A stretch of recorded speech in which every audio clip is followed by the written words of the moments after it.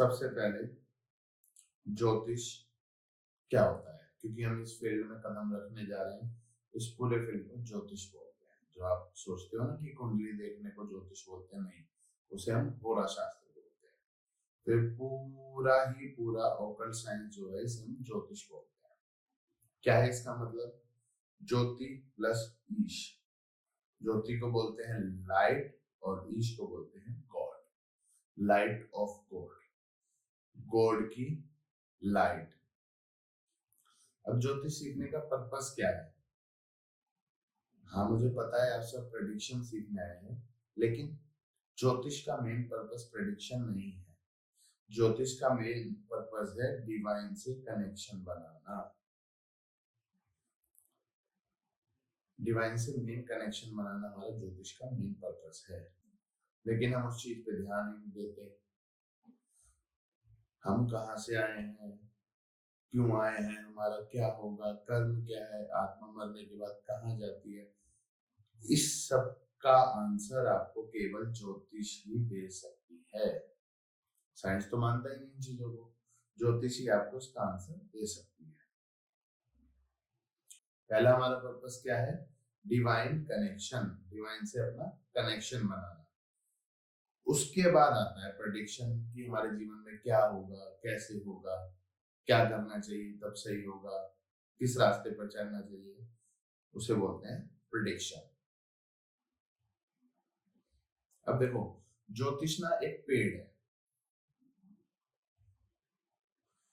और ये सब उसकी डालियां हैं। टैरो हो गया, होरा शास्त्र जिसे आप कुंडली बोलते हो उसे हम होरा शास्त्र बोलते हैं। वास्तु हो गया, न्यूमरोलॉजी हो गया, पामिस्ट्री हो गया, काशिक रीडिंग हो गया, सब ज्योतिष के अंदर आता है। बहुत सारी चीजें और भी हो सकती हैं। ठीक है, अब हम बात करते हैं कर्मा थ्योरी के बारे में। देखो, एक होता है हमारा संचित कर्म, जिसे हम एक्यूमुलेशन बोलते हैं। अब संचित कर्म क्या होता है? हमने इतने सारे जन्मों में कर्म किए, उसके बाद एक बकेट भर गई हमारी उस कर्मों से, ये संचित कर्म है। बकेट भर गई। अब इसमें देखो, येलो भी है मतलब पुण्य भी है, और ब्लैक भी है, पाप भी है, सब मिक्स भरा हुआ है। उसके बाद जब हम जन्म लेते हैं, इस धरती पर आते हैं, तो जो वो उसमें से हम इस बकेट में से हम एक मग्गा लेकर आते हैं। उसमें पाप भी होते हैं और पुण्य भी होते हैं। उसे हम बोलते हैं प्रारब्ध। अब उसमें पुण्य भी ज्यादा हो सकते हैं, पाप भी ज्यादा हो सकते हैं। क्या आपने कभी सोचा है कि कोई बच्चा तो अंबानी के घर में पैदा होता है और कोई बच्चा सड़क किनारे पैदा होता है? वो क्या है? वही हमारा प्रारब्ध है। ठीक है। उसके बाद एक होता है क्रियामान कर्म, जिसे हम प्रेजेंट लाइफ कर्म बोलते हैं, जो हम आगे करने वाले हैं। देखो, सब कुछ तो भगवान के हाथ में है। 60% हमारा प्रारब्ध चलता है हमारे साथ, ठीक है, और 40% क्रियामान जो हमारे हाथ में होता है। हम उसे बदल भी सकते हैं। हम किसी गरीब घर में पैदा हुए, ये हमारा प्रारब्ध है। और कहाँ मरेंगे, किस स्टेज में मरेंगे, किस पोजीशन पे मरेंगे, गरीब ही मरेंगे या अमीर मरेंगे, वो हमारा क्रियामान कर्म है, जो टोटली हमारे हाथ में है। इतना समझ आया? इसमें कोई डाउट हो तो नीचे कमेंट करो, मैं आपकी कमेंट का जवाब दूंगा। अब हम देखते हैं, हम टैरो सीख रहे हैं, हमने टैरो क्यों चुना है? टैरो ही क्यों चुना है? और कुछ भी चुन सकते थे, होरा शास्त्र, न्यूमरोलॉजी, वास्तु, ठीक है। टैरो हमने इसलिए चुना है, सबसे पहले तो ये इजी टू लर्न है, बहुत आराम से सीख सकते हैं इसे। केवल इसमें 78 कार्ड्स होते हैं विद पिक्चर सिंबलिज्म, जिसे हमें पढ़ना होता है। वो हमारी लाइफ सिचुएशंस होती है, एनर्जी होती है, जिसे हम पढ़ के क्लाइंट को बताते हैं। पिक्चर सिंबल के साथ होता है, ठीक है। कम टाइम लगता है, ठीक है, लेस टाइम ऑक्यूपाइड। 1 से 1.5 महीने में हम इसे सीख सकते हैं और फिर प्रैक्टिस करते जाएंगे, बढ़िया होता जाएगा हमारा। ट्रेंडिंग में भी बहुत ज्यादा है।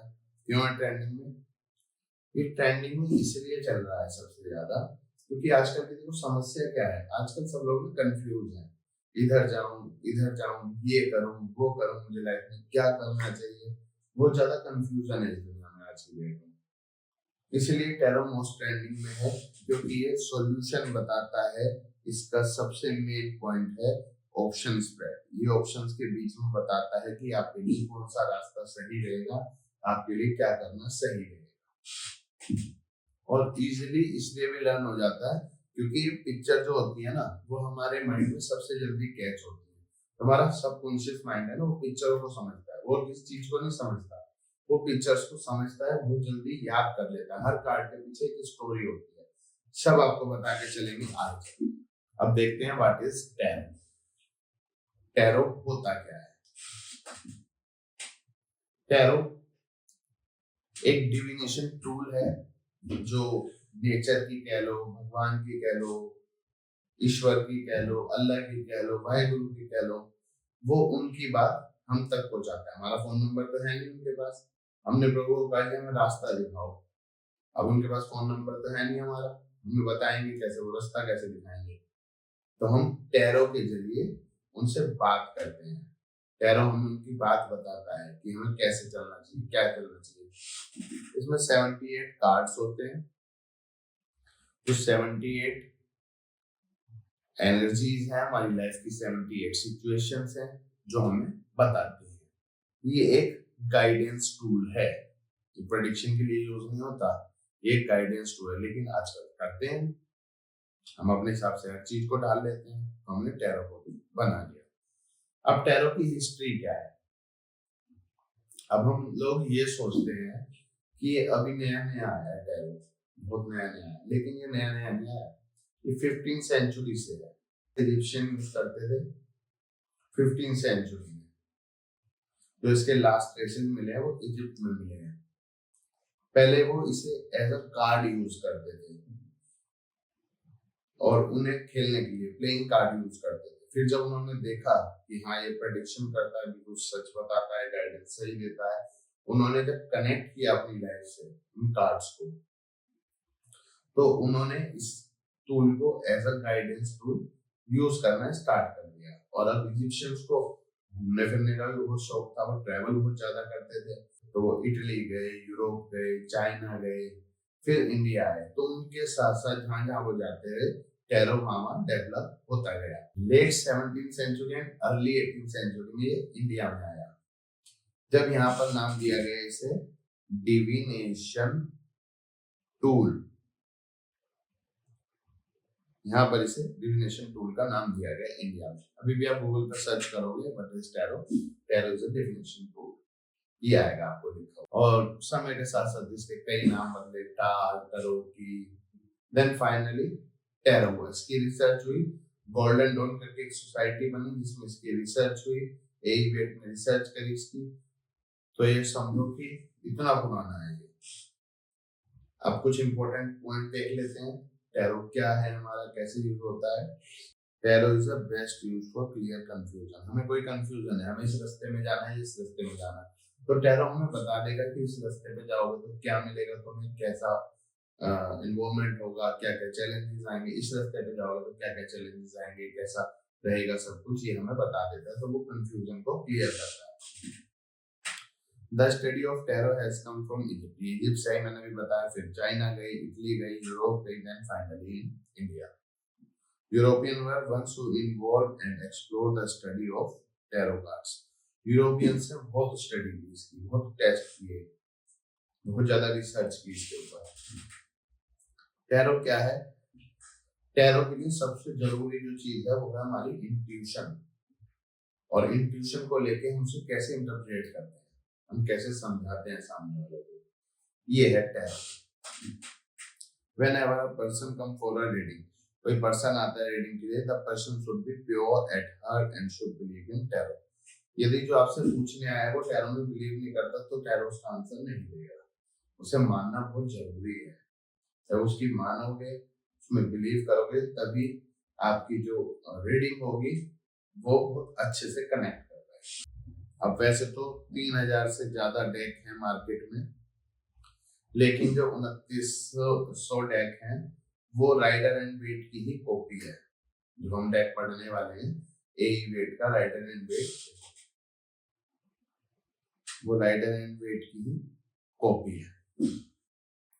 और कुछ डेक ऐसे भी हैं करीब 70-80, ये 3000 प्लस रजिस्टर्ड डेक हैं। वैसे तो कितने सारे बनते रहते हैं, रोज बनते हैं, माधुर्य डेक, शिव जी डेक, हनुमान जी डेक, वो तो बनते रहते हैं रोज। हमारा इंडिया तो कुछ ना कुछ तो चलता ही रहता है, लेकिन 3000 से ज्यादा रजिस्टर्ड डेक है। अब उसमें जो 50 हैं वो जो है अलग हैं थोड़े से, इंजन ओरेकल हो गया, ओशो हो गया, वो सारे हैं। ठीक है, तो ये है हमारा टैरो डेक। आप इसे अमेज़न से भी मंगा सकते हो, ऐसा दिखता है कुछ। Original deck is by Rider and Waite, इसका नाम है Rider and Waite tarot deck. ठीक है, कंसीव किया था एई वेट ने, मतलब जो कल्पना की थी, जो सोचा था कि क्या बनाना है, कैसे बनाना है, वो किया था मिस्टर एई वेट ने। और जो ड्राइंग की थी, जो कार्ड पे आप पिक्चर्स देखते हो, ड्राइंग बनी हुई देखते हो, पैमिला कॉर्मन स्मिथ ने। ठीक है, ये 78 कार्ड होते हैं और ये बहुत पुराना डेक है, अभी नहीं आया। 1909 से 1909 से यूज होता है, ये बहुत ज्यादा यूज होता है। लगभग आप जिसे भी देखोगे सब ये डेक यूज करते मिलेंगे। अगर सामने 50 डेक भी रखेंगे तो गाइडेंस के लिए जो रीडर होगा वो राइडर एंड वेट का ही डेक लेगा। तो हम यही वाला डेक सीखेंगे जो सबसे ज्यादा चलता है, सबसे इजी है सीखने में, और सबसे ज्यादा रिसर्च डेक है। सबसे ज्यादा रिसर्च ये इस डेक पे। अब जैसे जैसे कोई सब्जेक्ट बड़ा होता है उसमें मिथ भी आ जाते हैं। मिथ देखो क्या क्या है टैरो में। सबसे पहला मिथ जो सुनने को मिलता है, you can not do reading yourself, तुम अपने लिए रीडिंग नहीं कर सकते। अब अच्छा एक बात बताओ, आप लोग हाउसवाइफ हैं सब लगभग, तो आप खाना बनाते हो, तो क्या उस खाने को आप खुद नहीं खा सकते? जो चीज हम अपने लिए कर सकते वो हम दूसरों को नहीं कह सकते। तो ये तो सबसे पहले ये गलत है। हम अपनी रीडिंग कर सकते हैं, अपने लिए से पूछ सकते हैं। सेकंड थिंग, ये भी बहुत ज्यादा आने वाला क्वेश्चन है कि क्या क्लाइंट की नेगेटिविटी हमारे ऊपर अट्रैक्ट होती है? अब एक चीज देखो, पूरे दिन में आप 70 जगह जाते हो, 70 जगह आते हो, तो वहां से भी तो नेगेटिविटी अट्रैक्ट होती है। नेगेटिविटी आपके अंदर आती ही आती है, लेकिन शर्त क्या है? आपका अपना ऑरा बैलेंस होना चाहिए, अपने चक्रास आपके बैलेंस होने चाहिए। जब आप कोई एनर्जी हीलिंग सीखोगे उसमें ऑरा लॉकिंग सिस्टम होता है, वो आपको सिखाते हैं, तो उससे आप अपना ऑरा लॉक कर सकते हो, नेगेटिविटी नहीं आएगी। और नेगेटिविटी आने का ना, नेगेटिविटी नहीं आती, एक रीजन इसका ये है कि जो भी आपके पास आएगा वो रीडिंग के लिए आएगा। रीडिंग के लिए जो कोई भी आपके पास आएगा वो दुखी होगा, किसी को कोई समस्या होगी, किसी को कोई समस्या होगी। तो आप जब पूरे दिन समस्याओं के बीच रहोगे तो आपको फील होगा, लो फील होगा कि आप नेगेटिविटी आपके अंदर आ रही है, नेगेटिविटी आपको अट्रैक्ट कर रही है, ऐसा आपको लगेगा। लेकिन आप यदि खुद बैलेंस हो, आपके चक्रा बैलेंस है, आप मेडिटेशन करते हो, सब कुछ करते हो, तो उससे आपको कोई फर्क नहीं पड़ेगा। अब देखो next point, you cannot buy your own deck, it should be gifted। अब देखो जी, ये वेस्टर्न में वो चलता है कि आप अपना डेक खुद भी खरीद सकते हो, वो गिफ्टेड होना चाहिए फर्स्ट डेक हमारा, वहां पे चल जाएगा, क्योंकि वहां लोग जानते हैं। अब इंडिया है, अब इंडिया में आप सोचो कि कोई मुझे टैरो गिफ्ट कर दे, तो इंतजार ही करते रहोगे, कोई गिफ्ट नहीं करने वाला। यदि आप किसी को गिफ्ट भी करोगे तो रहेगा, अरे ये क्या है, कोई गिफ्ट करने लायक चीज है, ऐसे समझो इसे। हमारे यहाँ लड्डू गोपाल जी का चलन है। अब फॉरेन में कोई इंतजार करता रहे कि कोई मुझे लड्डू गोपाल जी गिफ्ट करेगा, उसको कभी लड्डू गोपाल जी नहीं आने वाले, क्योंकि वहां कोई गिफ्ट ही नहीं करता, वहां ये सब चलता ही नहीं, केवल इंडिया में चलता है। तो इसी तरह आप अपना डेक खरीद सकते हो, अमेज़न पे इजीली अवेलेबल है, फ्लिपकार्ट पे इजीली अवेलेबल, आप खरीद सकते हो। Tarot can tell initials of your name and spouse and direction. ये भी एक मिथ है कि टैरो हमारे होने वाले पति का या पत्नी का नाम का पहला वर्ड बता देगा। हमारी कोई चीज खोई है तो उसकी डायरेक्शन बता देगा। टैरो ये सब नहीं करता। ये सब न्यूमरोलॉजी कर सकती है लेकिन टैरो नहीं करता। अब जो ये कहता है कि मैं बता दूंगा, उसे कहो भैया मेरी माता जी का नाम बताओ, मेरी माता जी के नाम का इनिशियल बताओ, मेरे पिताजी का बताओ। वो कहेगा नहीं नहीं ऐसे नहीं होता, होने वाले। अरे जो चीज प्रमाण ही नहीं हो तो तुम कुछ नहीं बताते, तो हमें क्या पता, फ्यूचर में पता चलेगा। तो ये भी एक मिथ है। You need different tarot deck for different purpose.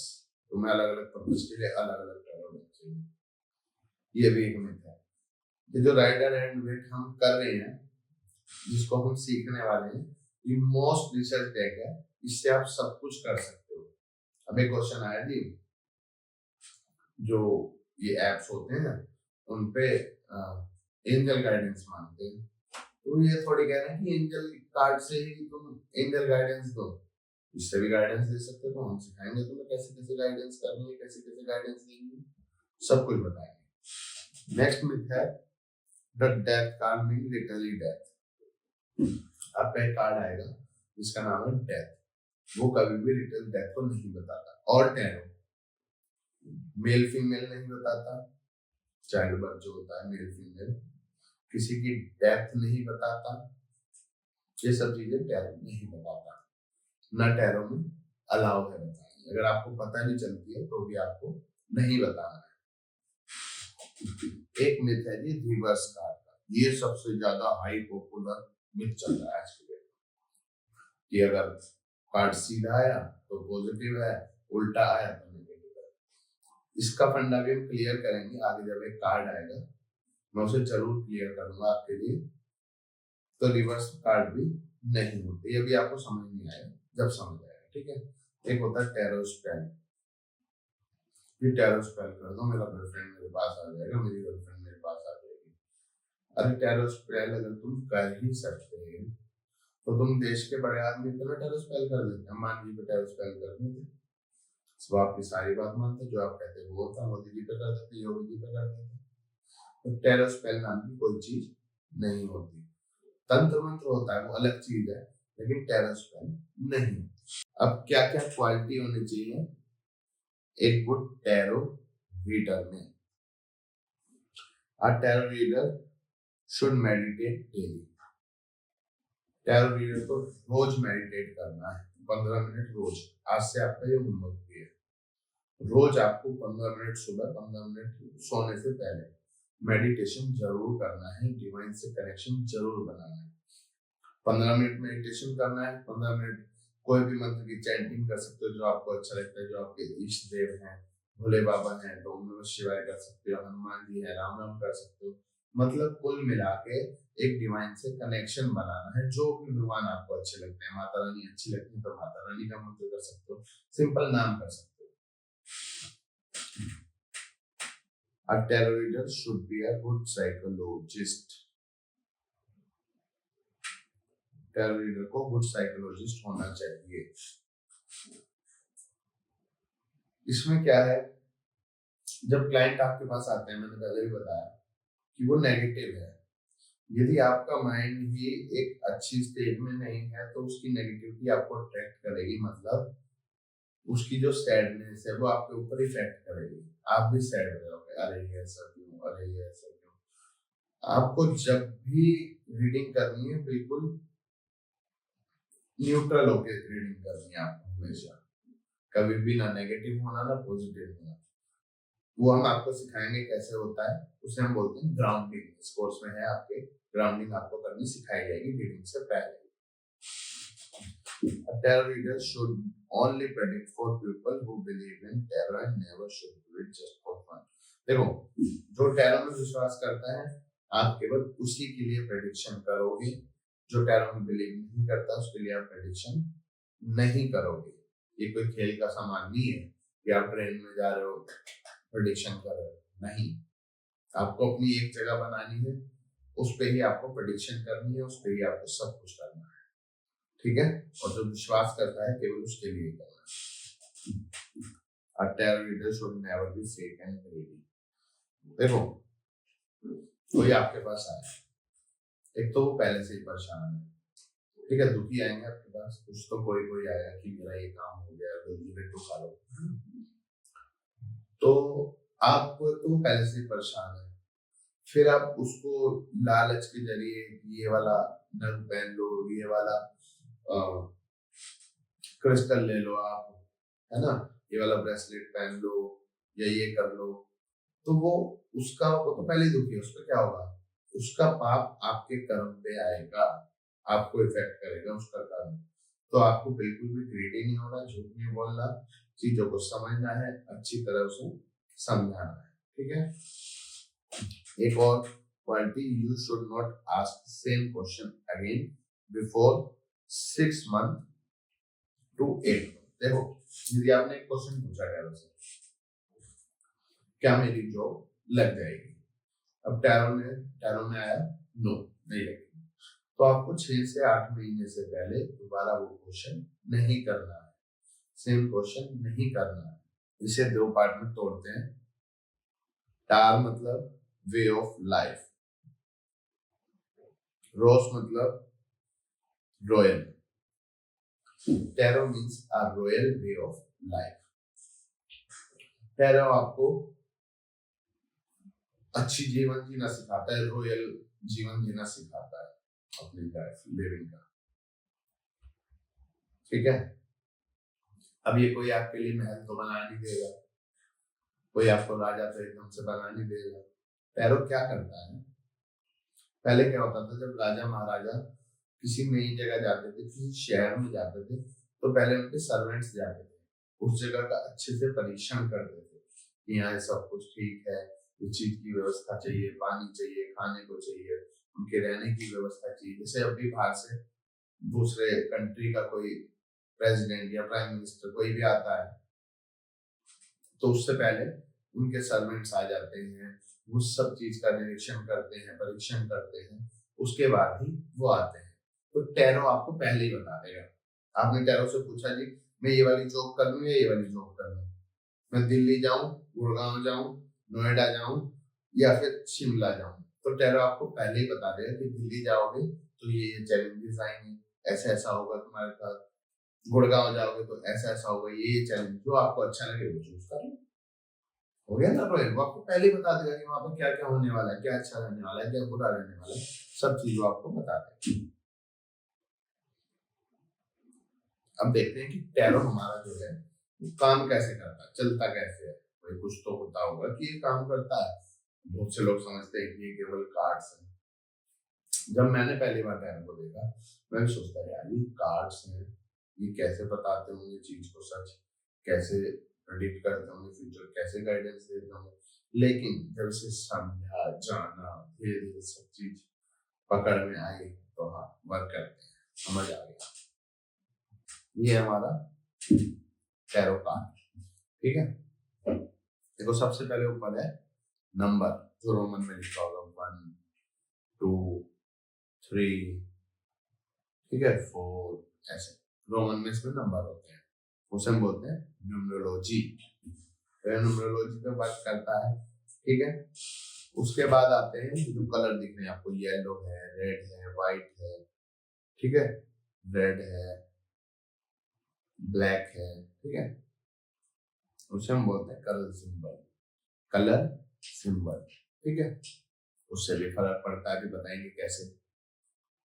उसके बाद है पिक्चर।